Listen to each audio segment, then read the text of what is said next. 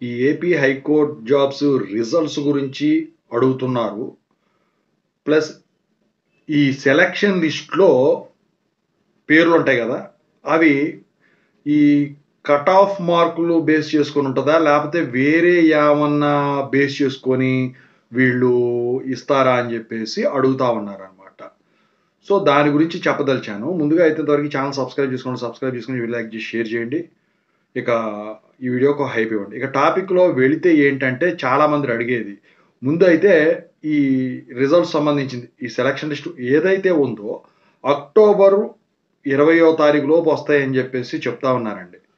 అయితే ఈలోపు దసరా గూడా అయిపోతుంది. ఇక ఈ సెలక్షన్ లిస్టు దేన్ని బేస్ చేసుకొని ఉంటుందంటే, ముఖ్యంగా మీకు మార్కులు ఒకటుంటాయి గదా! ఆ మార్కులు ప్లస్ ఈ రోస్టర్ పాయింట్లు గూడా కన్సిడర్ చేస్తన్నారు.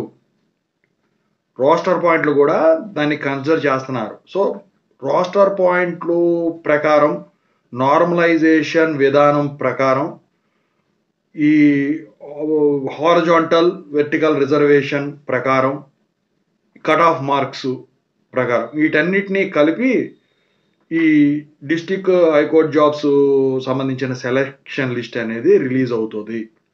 సో, ఓవరాల్‌గా అయితే నాకు తెలిసి ఇదండి. Thank you so much.